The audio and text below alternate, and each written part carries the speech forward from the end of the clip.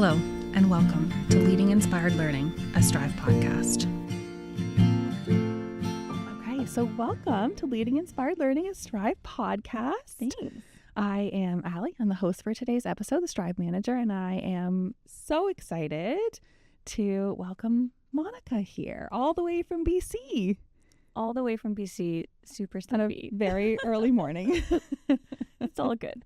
But you're here. I'm happy to be here. Yeah. We're happy you're here. So thank you for joining us. We're so excited to have you in person. It isn't often that we get to have these conversations like face to face in person, especially across, the country, essentially. For sure. And, Zoom is great and we can have those face to face conversations, but there is just something so nice and authentic about getting to sit down comfy on our couch with our tea and have a chat. So thank you. Much more personal. Yeah. So I'm sorry you're sleepy. We'll edit out all the yawns. Perfect. It'll be Like great. such weird cuts in this episode. Yeah, weird, strange. Seems so jarring because Monica's yawning every 3 minutes. It's only been up for like 30 hours. Yeah, no big deal. No big deal. Anyway, welcome. So do you want to tell us a bit about yourself? Yeah. It's a hard question, I know. I know. And like I said at the beginning, I'm like, my favorite topic. Mhm. Not.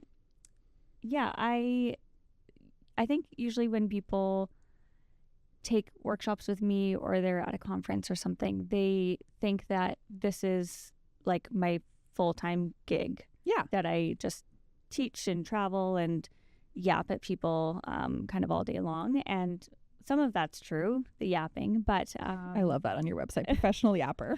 It's great. I was like, is that not professional? But it's true. So it is. I think it resonates. But this is just like a side piece Okay. that kind of grew from COVID time. Yeah, the dreaded C word. I know, Yeah. right? Yeah. Where I was having I had a private caseload where I did in-home therapy for autistic children. And during COVID, when we couldn't get in to provide like direct service, there was some transitions to more of like a parent coaching Okay. and how they could support their children, that all of a sudden their routine was different, their supports looked different, there was a lot of stress going on. For sure. How they could support their children at home, both with that transition but also with what my role used to be, kind of trying to bridge that a little bit. And from there it was like, that feels super helpful for families, but now maybe you can support their preschool or daycare, because it sounds great when we're at home on the weekend or in the evening, but then they're at preschool and daycare and there isn't maybe the same philosophy or understanding following through. Right. So it really started from there. And it was kind of a quick snowball to all of a sudden traveling provinces and into the States and, speaking virtually for like Hi Mama Helps and, thousands of people listening. And like, I don't like public speaking. Well, you're in the wrong business, my friend. I know. This is what I say all the time. I'm like, why do I do this? But that's kind of where it started. And so I still am in direct service delivery. So I support a caseload of children that, while many have an autism diagnosis, not all do. Most of them are under the age of 3 and they have either complex disability or undiagnosed support need. Okay. So I do that Tuesday to Friday. And then I do this extra. And so A little side hustle. yeah. Is that still a thing? Do we still call it that? I don't know. I don't, sure. Okay. Yeah. It works. I don't feel like I'm hustling it by any means. But I think that's kind of like the main about me that people are confused by, is that they think that this speaking is my full-time job. And it's really a small piece of it. And while I do love the connections, obviously I don't love the public speaking part. But that's actually not what holds me back from doing it full time, quote unquote. Because I'm asked, like, why don't you just, like really like hustle it. Yeah. Just do it all the time. Yeah. But then I lose like the direct service delivery that I think is what people resonate with when I am teaching, because it's not like, oh, 15 years ago when I was, XYZ. It's like yesterday. This happened for me. Yeah. And there's a piece of that practice where it's like knowing what sounds really great on paper or what theory and research says we should do and what we actually have capacity or resource for in the moment. And so I can't imagine ever not being involved in direct service delivery, but I think because people don't see that piece on my social media, they're like, that doesn't exist. That and my kids. Yes. Because they're like, what do you mean you have kids? Yeah. So tell us about your family. Yeah, I have three children, and they range from 13 to 5. Wow. So I'm in the thick of it. Oh, We've got middle school down to kindergarten. Yeah. But they're lovely. So I don't share them on social media. Pictures and things like that. Of course. Just because it's my platform, and they will decide when they're 16, 18 if you want to do that. But I think that's always jarring for people when I'm talking in person and I'm like, oh yeah, my kids, and they're like, what? Yeah, you have children? Yeah. Who knew? Yeah. So it's the 3 of them, and we've got a big German Shepherd at home, and me and my husband, and And you live on the West Coast in BC. Where do you live? I live in the Fraser Valley. Okay. And so is that, mountainous and beautiful as all BC is? As beautiful as you can imagine. I love it, yeah. It's like 15 minutes to like any one of 3 lakes I want to go to. Beautiful. My kids go to like a forest and nature school. Oh, like it's, the dream. Yeah. And did you grow up in BC? I did, yeah. So I lived in the Lower Mainland until I was about 9. And then I moved up to the Kootenays, which is small town BC. Even more mountains and nature. And then back to the Lower Mainland for like university and stuff like that. And yeah. then, now it's home. Now it's home. And so tell me a bit about your education. Yeah, it's that's another because, one. we can't just jump into consulting and one-on-one support with autistic children, because we love it. It's true. It requires a lot of learning. It started that way, though. Yeah. So when I started with my associate's degree in psychology, I didn't really know, like, in what sense am I going to explore psychology when I'm done school. Right. Because at the time, it's just like, this is cool to learn about. Yeah. And it started where I was like, I want to do some part-time work where I'm working in psychology. Okay. And what does that really look like? So I just happened to find a availability for a like a behavioral interventionist. And I think I was like in my second year of like psych. So with nothing basically. Right. But I got some training through that, and while there's aspects of that practice that I don't align with today, and maybe even at that time, it was something I was going to do for like a little bit, right? And then I just never left that field.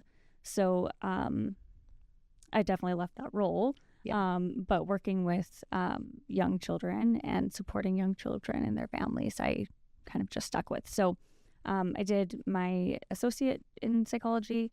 I did my BA in psychology with like a focus on child development and abnormal psych. Okay. And then from there, I took a little detour with a hyper focus into, I did a bachelor's degree in criminology. Okay. So nothing related to Are you a true crime junkie? Yeah, I got really into the show Bones, like Jim. I love that show. So this is how it's like. I love that. It's literally like, oh my, well, I could do that. So I went and did my bachelor's in criminology, and I did a specialty certificate, like a graduate certificate in forensic science. I love that. With like my focus was on human osteology, human remain identification. Yeah, sure. And I like. And it's like when people hear that, and I when I'm applying for positions, I delete that from my because it's so not at all applicable.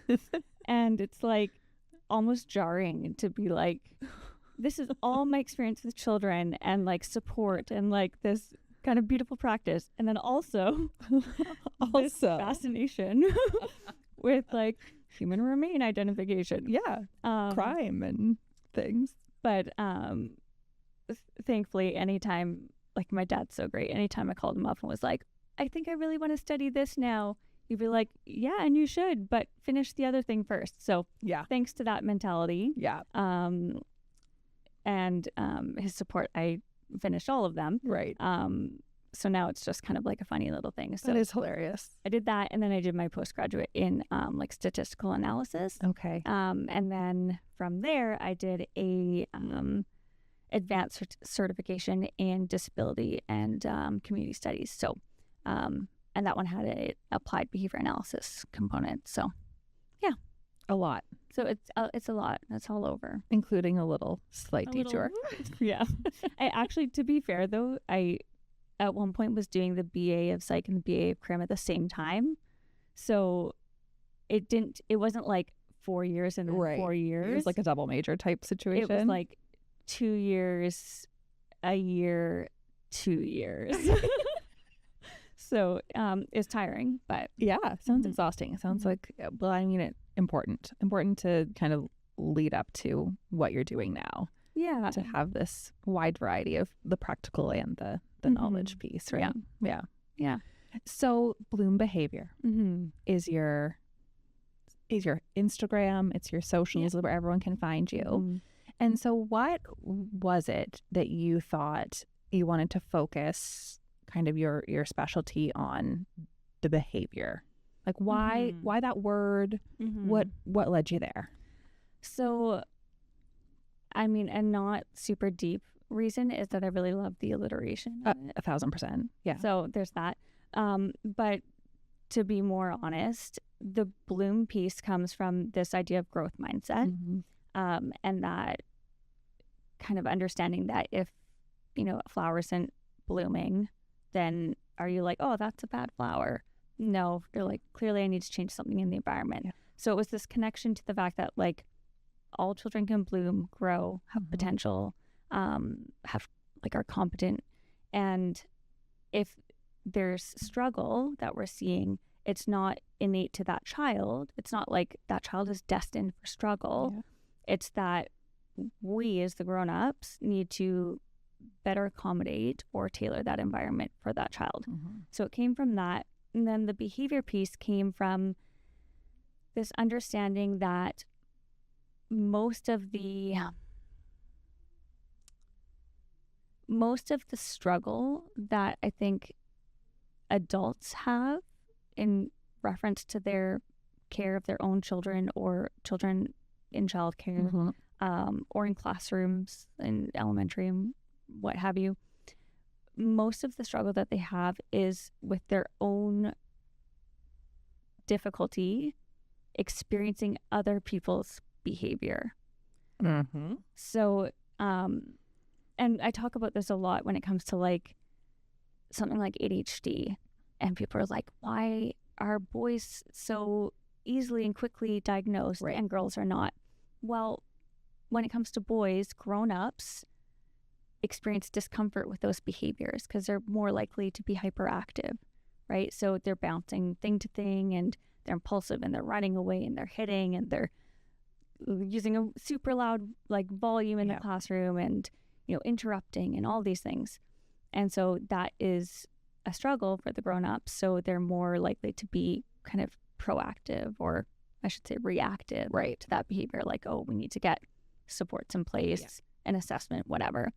Whereas girls with ADHD are more likely to have the inattentive profile. So there's still a lot of hyperactivity going on, but it's all internal. Right. And so that's not disturbing other people. So this idea about focusing on behavior is absolutely supporting people to support children with their behavior, which, as an aside, is not a bad word. Behavior is just anything a person does. That's it. Talking with my hands right now is behavior. Yeah. you like nodding your head, behavior. If like, you know, twiddling my ring right now, behavior. Yeah. And we usually attribute like the word behavior, like, oh, negative. we had so much behavior today. But it's just I have like goosebumps because I say this all the time, and to hear you say it just makes me feel so much better. Like reassured that I've been saying the right thing. 100%. It infuriates me, and I've said this on the podcast before, and I've said it millions of times. I have heard a lot of educators label children as behaviors. So, and I use this example, I directly heard an educator say, oh, I have 6 behaviors in my classroom. And I'm like, pardon? Or even worse, I have so many behavior kids. Yeah. Yeah.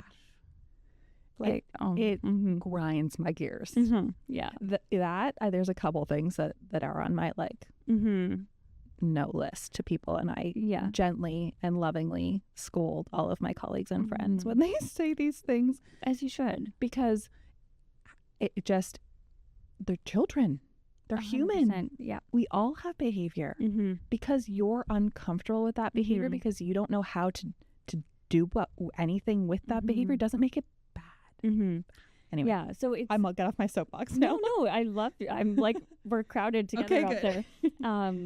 But that's kind of where I wanted to bring behavior into like the name of this business, because I think that's what educators are really looking for. Yes. How do I stop this? How do I reduce that? Yes. How do I change that? Yes. And at no point is my practice ever going to like shame and label a child for engaging in an unexpected behavior. But I think that it draws people in, right? They want support with those things. And there's lots of ways that we can support with behavior, but I don't think in the ways maybe that sometimes people are looking for it. Yeah. But yeah, so it was partly, you know, the alliteration part. Yeah. This growth mindset piece. And then wanting to, you know, grab onto people that wanted help with behavior and then reframe it for them a little bit. And I think, I mean, we see that too in any EPL that we offer, even, you know, the title of this podcast, potentially. I don't even know what that's going to be yet, but we know that the direct asks that we're getting for professional learning, for, you know, any sort of capacity building is support with challenging behavior. And if we don't call it that in the title, in the description, and say, hey, this session is going to help you with your challenging behavior, even though it's a reframing, a rethinking, people don't realize that that is the work that needs to be done. I think folks are often, you know what, I'm guilty of it too as an educator. We've all been there looking for things that are going to be these like quick fixes to support that child who is disrupting. And it takes so much internal work for those educators to have that, to genuinely have that mindset of this behavior is not a challenge for that child, it's a challenge for me. And why is it a challenge for me? I have to do the reflection, I have to do the work. The other children don't seem affected, bothered. Maybe there are instances where they are, sure, but it really is, it's a hard work. And even in moments where that unexpected behavior is a challenge for the child, like that's exhibiting it, that challenge is not because the child is challenged, it's that child is having a hard time with whatever it might be, right? Like there's some type of unmet need happening. And so I think for the grown-ups, we're really like, oh, I want this hitting behavior to stop. That's great. Of course, we don't want anyone to be hit. But also, I don't think any child is like maliciously out there looking for blood, right? Like they are hitting because that is the only behavior that they have to use in whatever moment they're experiencing. I had a child recently that they were attending preschool. Everything was great. No support needs identified. And then mom sharing with me like that all of a sudden she's biting at preschool. And we know that there is an expected range where children are often biting. And that's just like I feel like it should be built into like development guidelines at this point. But and for context, preschool in BC is considered the 3 to 5. That's right. Age group. Yes, thank you for clarifying. It's a little different in Ontario. And so she was biting, and it was, I would say, outside of that expected range of like, normally the 1-year-old, 2-year-old type of range. But what was happening for her is that she is not yet speaking with words. So she has very quiet, observable gestures and expressions. Like, she's very communicative in that way that weren't being heard, right, quote unquote. Yep. They weren't being listened to. And so she was having to escalate or make her gestures bigger so that they would be listened to. Mm-hmm. And so just with that simple, like, I think it was a single observation, with that simple suggestion that they start really like looking, watching, and listening to any quiet moment that they can see, and then responding at that point. But then the biting stopped because she was able to communicate in a different way. Right. She didn't want to be biting right. her peers at preschool, but if she doesn't have the spoken words to say, no, it's my turn. Mm-hmm. I was using that. I don't like that. Then if no one's listening to her when she like kind of pushes someone away like this, or turns her body when they try to like take her thing, she's going to have to make that behavior louder. When I think even to like infant care, I mean, my daughter's 20 months and she has a 4-year-old brother, so she does that a lot where she's pulling things away to get away from him or to keep it for herself. But the way an infant communicates is very similar to that. Baby sign is great, and there are really great resources, but we are observing those nonverbal cues from children starting from infancy. Mm-hmm. So why do we automatically assume when a child hits 3, oh, we're not going to be watching for those nonverbal cues anymore? You can only talk to me in words now. Like that. Yeah. It's definitely, it comes from that lens, I think, of like having a chronological age and then automatically attributing all the things that you should and should no longer be doing because you're now 1 or 2 or 5 or 10. And that doesn't necessarily line up with what we know to be true of childhood development, even typically developing children. There's a huge range of what is expected and unexpected, what's typical and not. And then when you add to that this layer of neurodivergent children that, again, ADHD children, they are developing on the same trajectory, but there can be I don't want to say a delay, but a slower progress in certain areas of development just due to the biological, physical, and chemical makeup of their brains. Yeah. So executive functioning for a 5-year-old that has ADHD is not at the same skill development, right? So our cause and effect planning, right? If I do this, this will happen. Yep. I don't want that to happen, so I'm not going to do that thing. Right.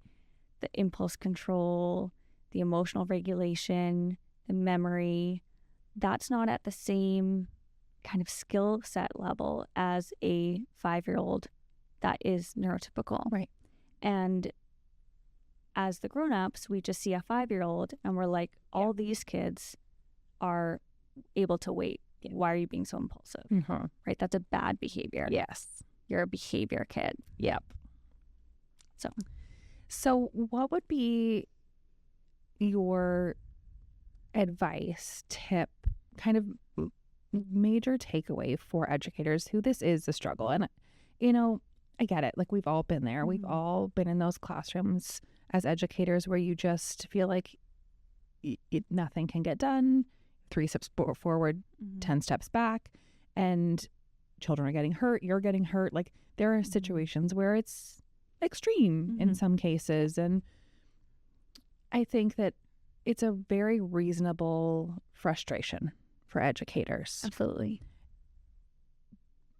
So how would we lovingly support children? You know, maybe they're neurodivergent in some capacity, maybe they're autistic, whatever, ADHD, any of that. Maybe not. Maybe there is no diagnosis and you are calling them your behavior kids.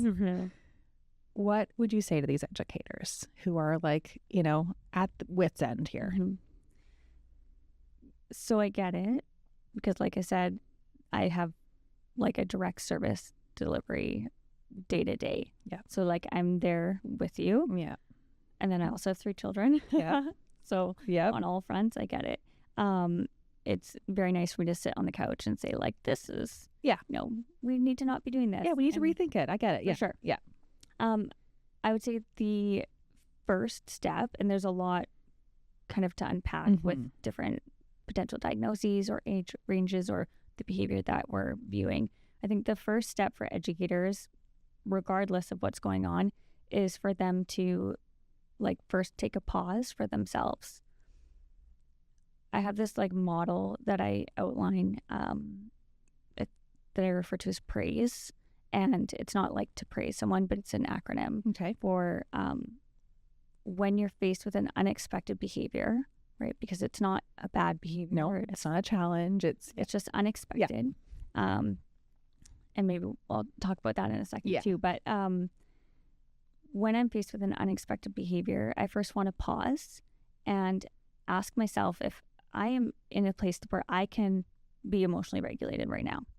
Because it's unreasonable to expect a dysregulated adult to engage with a dysregulated child and then somehow meet regulation. Yeah. Which is not going to happen. We're all going to come out of this regulated. Right? Yeah. And so if I don't, if I'm like, wow, I'm already level 10, it's better for me not to engage in that behavior at that time. It's better for me to pass it to a coworker if I can, or to circle back.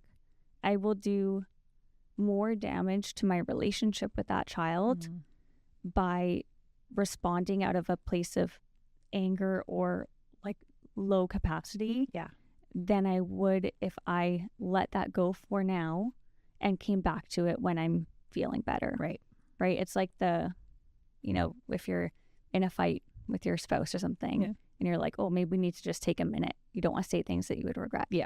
So that's the pause of praise. And then, so pause, reflect, PR. And then the A is to ask yourself objective questions. Okay. So questions like, oh, why is he being so bad? Not like that. Right. What is happening for him in this moment? What can I imagine is changing in his environment? How does it attribute to what I know about autism, ADHD, sensory processing, the fact that mom dropped off and said he didn't sleep at all last night? Like, ask myself objectively what could be going on for this child.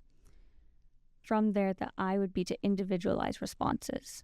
So how can I, based on my relationship with this child, respond to this behavior rather than just simply reacting to it? Pause. Reflect, individualize responses, skills. What skills does this child need in this moment that they don't have right now?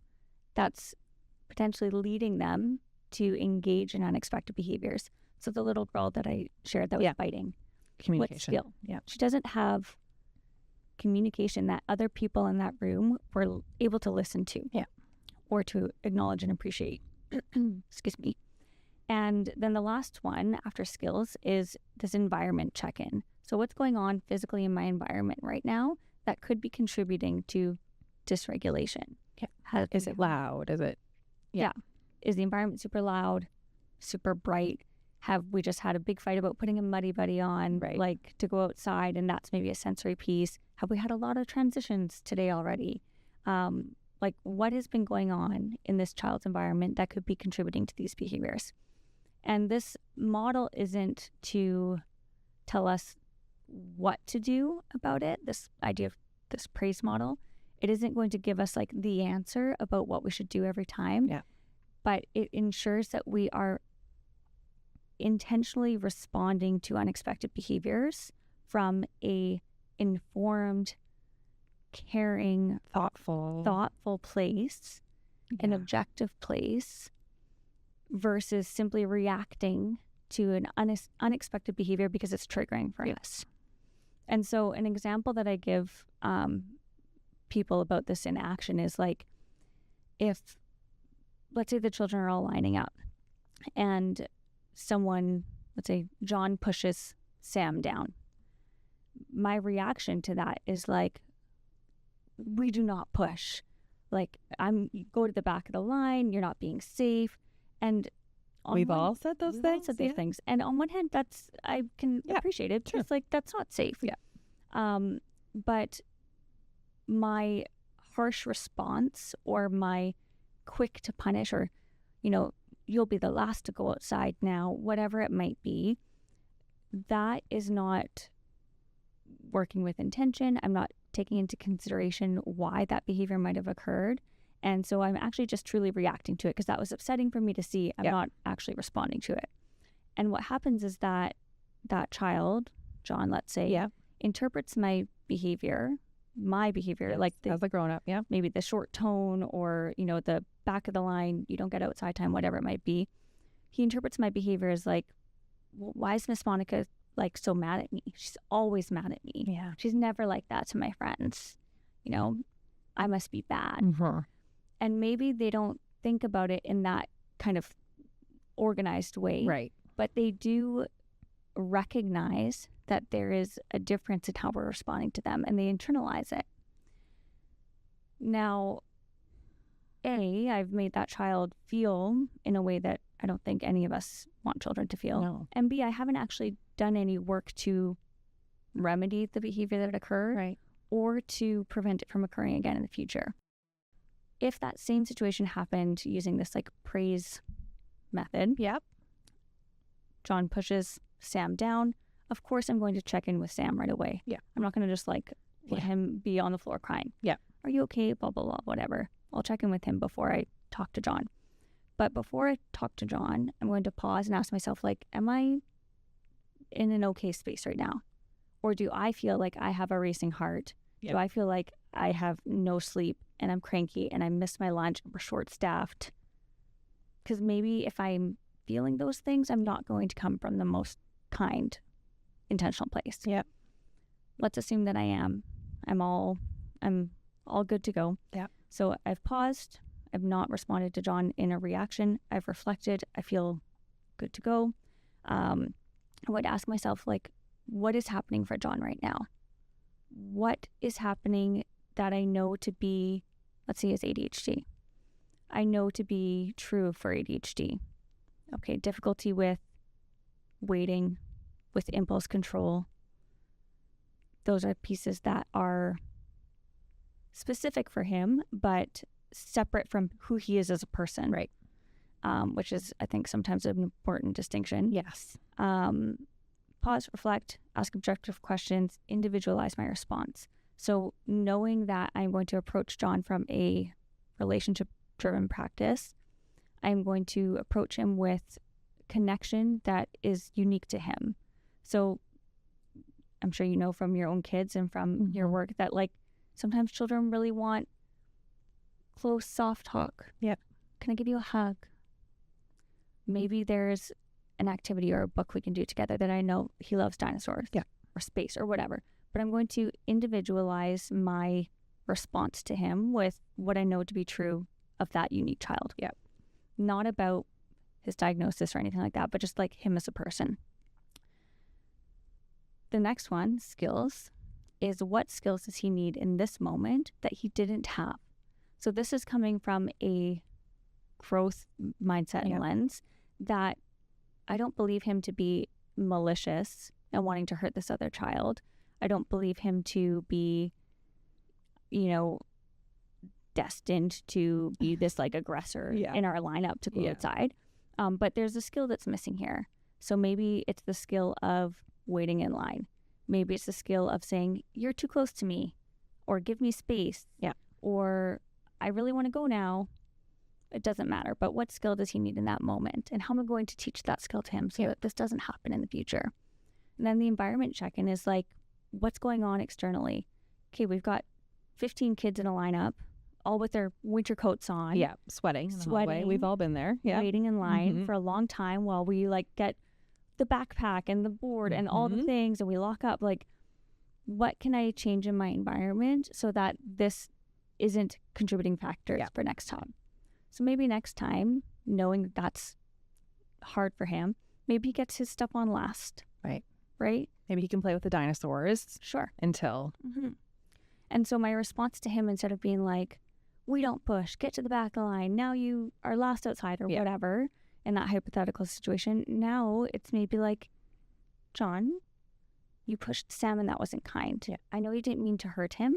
I'm wondering if you're feeling too hot and uncomfortable. I'm wondering if you were feeling like you needed space. We can ask a teacher for help, or you can say, back up. Right? Like, I'm going to have that connection with him instead of just like shaming him to the back of the line. So I know that people are always like, XYZ is happening in my classroom. What do I do about it? There's probably a million different things you could do about it. But those plans can only be made if we've first done this kind of process of being intentional and thoughtful, like you said, first. And I love that because I think that as educators, we're so desperate to fix. And we think there is a magic secret out there that we just don't know about that will just fix all of my problems. And we can teach that to 300 educators and then magic happens. And that's the kind of message I think that needs to be like driven home. And we need to, as reflective professionals, realize there is no one size fits all. So a strategy that may have worked for John isn't going to work for Sam. 100%. Let alone 16 Everyone children, let alone entire center, let alone entire, if there was, we'd all be doing it already. That's how I would make my millions. Exactly. I would just package that up and sell it. Yeah. Brilliant. And I think that like that eagerness from educators to be like, what do I do? That comes from a great place. For sure. It's like, that's wonderful that they're like, there's these struggles and I don't want there to be struggles. Yeah. What do I do about it? But unfortunately, children are just more complex than that. And there's definitely, scopes of like, what is the function of this behavior? Yeah. Like in that pushing example, is it that maybe he's avoiding going outside? He knows if he pushes this friend, he's going to get sent to the cozy corner and he's not going to have to go outside in the cold. Yeah. Or is it that he's, trying to communicate that he wants access to that spot in line? Yeah. Or maybe that's sensory based for him. Like, we don't know. Yeah. But I'm definitely not going to solve that question by snapping and just reacting to these unexpected behaviors. Yeah. Absolutely. And I think we do react. We've all been there. We're human. We're human too, right? That's one of our behaviors. And when those instances do happen and you've snapped and then you're like, oh, but Monica told me I need to think about praise. It's not too late. No. You can always go back. There's always that time for connection. Regardless if the snap happened, you can also say honestly to John, sorry I snapped earlier. I was feeling really short-tempered. I was feeling hot and bothered by my coat. So I reacted in a way I shouldn't have. Yeah. And let's now move forward. So I think that, we don't want people to feel guilty for any little snaps that happen because it happens. We get it. We've all been like, hey, we don't do that. Yeah.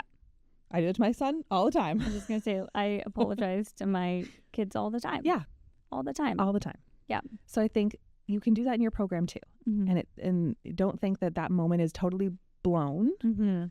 You can still seek that connection and come back to it. And typically when we're coming back to it, it's because we're in a much more regulated place ourselves, right? We're like, oh, I really didn't like how I handled that. But you're right. It's not over. You can always go back and say, hey, bud, when this happened, I had some strong words. Yeah. I was feeling angry and frustrated. maybe you felt sad about that. I'm so sorry. Yeah. It wasn't fair for me to raise my voice, take away outside time, whatever it was. Like, that is learning too for children. So what do you say to folks that believe that behaviors need consequences for children to learn? So if we just keep letting John push Sam, and we don't remove him, we don't move him to the back of the line, he's just going to keep doing it.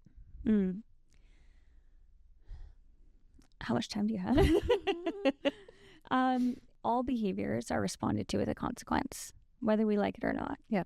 Whether it's a consequence that we are implementing as the grown-ups, and we're like, this is what I'm going to do about that, or an environmental consequence that happens, or a peer consequence that happens, or just like this natural consequence that happens. All behaviors are sandwiched between something that comes before an antecedent. The behavior happens, then there's a consequence. And that consequence tells us if that behavior should happen again or if it should not happen again. The difficulty is that if we don't know why that behavior is happening in the first place, we don't know if that consequence is saying, do this again, right, or don't do this again. Because if in that moment, John pushes Sam, like I said before, if he doesn't want to go outside. So if he's like, Miss Monica, I don't want, like, no, it's cold out, it's raining. And I'm like, sorry, bud, like, it's outside time, we all got to go. And then he pushes Sam to the ground. And I'm like, you're clearly not managing.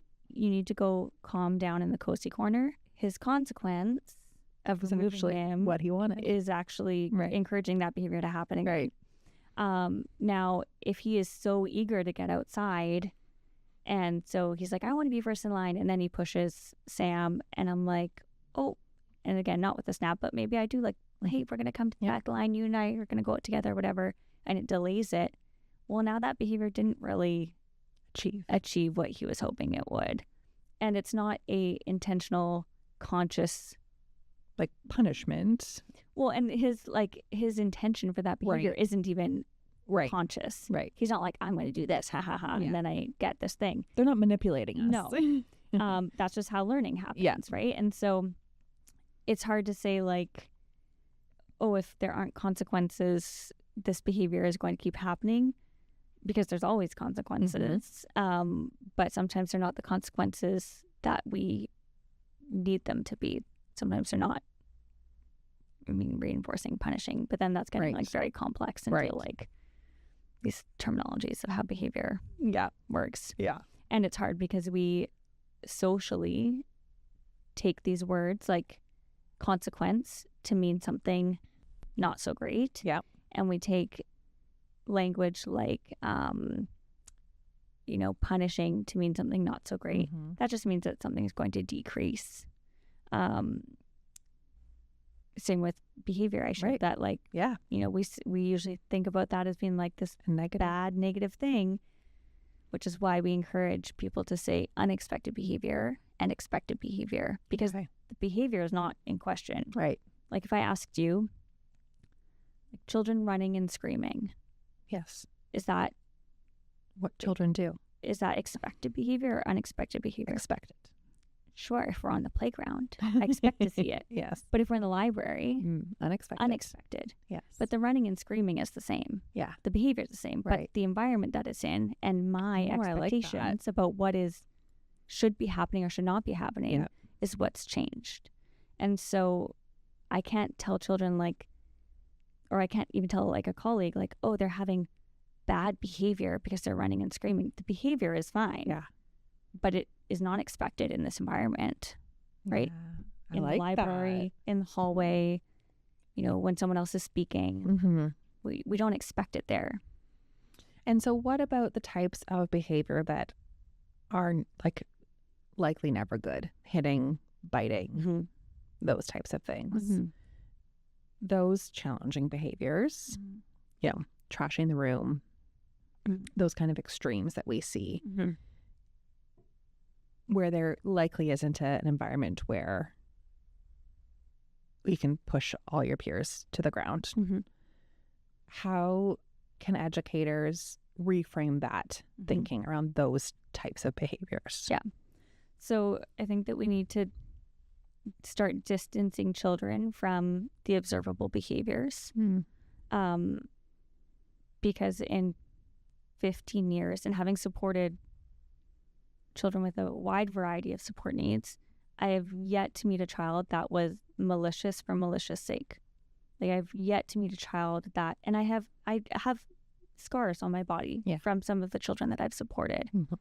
They still were not malicious for malicious sake. Yeah. No one would want that for themselves. And so I think that in those moments where, like, you know, we're hitting, pushing, causing damage to property, it's not so much about is this expected or unexpected in different environments. It's more about what is fueling that behavior to occur. Knowing that if there was another option, no one would choose to be that way, right? I would not choose for my peers to be fearful of me in their space if I had another option available to me. And so we would ask ourselves, what is this behavior trying to communicate? And people love to talk about how behavior is communication. And I don't say that to minimize that statement. It's true. But I think we're really great about, like, saying that catchphrase without really putting in the work of, like, listening to what the behavior is saying. So is that behavior meeting, like, is it communicating a sensory need? Is it communicating that this expectation is too hard, that I don't want to do this right now? Is it communicating that there is something I need physically or a person that I need to connect with? There's always a reason that those kind of never expected behaviors are occurring. And once you identify it, you can meet that reason, meet that need in a different way. So you're sharing, like, oh, there's never a time that we should, like, be pushing our friends to go. True, but maybe that's a sensory, like, I have children on my caseload that, like, running, crashing, like, they want that, like, sensory input. And so is there another way they can achieve that sensory 100%? Martial arts. Right. Like, where it's like, you guys are consenting now to this like grappling match. Or is it, like, even if it's not something like where they're actually hitting, but they still need that proprioceptive input, heavy work, right? Lifting, carrying, dragging, pushing. Could be as simple as, like, hey, bud, can you carry this backpack for me when we go outside? Right? It's got, like, my first aid kit and all these things in it, whatever. Heavy for a 3-year-old. In it. Doesn't matter. Heavy for a 3-year-old. Can you pull the way again? Right? Like, how can we meet that need so that there is no, like, so that cup is full, and we don't need to, like, crash into our friends in order to get that input. What would you say to the educators to support the like neurotypical children in their program? So, for example, my son's 4, he's in kindergarten. There's a friend in his class who hits and things like that. So I don't hear it all, but at the end of the day, I hear the reports of, Johnny hit me over the head with a book today. So he's telling me what's happening. How can we support children who aren't engaging but are on the receiving end or in the environment that may be disrupted or dysregulated? How can we support those children? Because I say to Mac, like, because his thing now is, oh, Johnny's bad because he hit me over the head. And I'm like, no, Johnny's not bad. Perhaps he did something that you didn't like, but he is not a bad person. So that's the conversations we're having at home right now. But what other types of things can we do in our rooms to support all children to respond to Johnny in a way that isn't, oh, I'm not going to be his friend because he hits. But I also know I don't want my body to get hurt, and setting those boundaries. And it sounds like the conversations you're having are great and appropriate. So I would add on to that where it's like we can validate that, oh, that must have been scary for you. I'm so sorry to hear that. Or okay, if they got physically hurt. And reinforcing like it's never okay for anyone to hurt your body, to touch your body. Yeah. Like that's not okay. Following that up with like, what did Miss whoever, like what did Miss Monica say about that? Yeah. Right. And then offering them some skills, right? So, if that happens, like you should always feel safe to tell Miss Mott, like tell a teacher, XYZ. But then I think this like idea of behaviors being identified as like having triggers and then having consequences on the whole class teaching side for the triggers. So if I know that when Johnny is doing that space puzzle, he doesn't want any help with it. And if someone tries to come help, while other peers might appreciate that and find that fun, that could cause maybe this like upset, crying or hitting or whatever. Whole class teaching, maybe that we can put, for one of my classrooms, we used to have like the no sign, like the red circle with the line through it. And they were available for all the children with spoken words and without, that if you didn't want someone's help, you didn't want someone to join your block tower or whatever it was, you put that with the little blue tack on it on your project. So it's on your block tower, it's on the puzzle you're building, whatever. And everybody knows and respects that. So now we have a whole class teaching that we can prevent those behaviors from happening. Of course, in the moments that they still happen, we need to have a plan for that, which we talk about in that like functions of behavior workshop. But the antecedent planning, I think, is probably most supportive for neurotypical children in those situations, because it gives them some control and authority over what they can do to support that from occurring in the first place. Kind of as like this classroom community. But it's not easy. For sure. And I think I know my parents' hat versus my EC hat are like, my parents' hat like, don't hurt my baby. For sure. But my EC hat also recognized, just from what I've gathered, that, Johnny has a hard situation. Ugh, I hear you 100%. It's like, I think, again, that's okay to say like, oh my gosh, I'm so sorry you got hurt. Like, I don't like that at all. No one should be hurting you at school. And then rephrasing what he said, where he's like, oh, he's bad, he hit, to be like, oh, he didn't make a great choice. Maybe he could have used his words instead, or maybe he could have asked the teacher for help, or, reframing it. But it doesn't mean that we need to approve of the fact that someone got hurt. Well, it's also hard to be like, because, also part of me is like, okay, what did you do? Like, what did you do that Johnny had to hit you? The antecedent. Exactly. But also like he he's 4. And I mean, you know what? There's always, not always, but sometimes there is some buy-in on both sides. Yes. Yes. And I know I'm only hearing one side of this story. It doesn't make any of it okay. Right. Yeah. Oh my gosh. Well, I feel like we've covered a lot, and I'm hopeful that this further supports the messaging that we've been trying to have in our community for some time now around rethinking and reframing behavior, and that this kind of negative connotation and labeling of behaviors further drives home why it's not it's not doing anything for you. If it was working, it would already have worked. Yeah. So instead, praise. I love that. Yeah. And from there, you can make a real plan versus just your like gut reaction to something that's maybe a little bit upsetting. Yeah. Amazing. Thank you so much for having this conversation with us. If folks want to find you. So Instagram. It's Mrs. Monica Maddison. Instagram. My Facebook's connected to that too, but I rarely post there. Who uses Facebook anymore, honestly? They're automatically linked now, so you're stuck with it. And then my website's just monicamadison.com.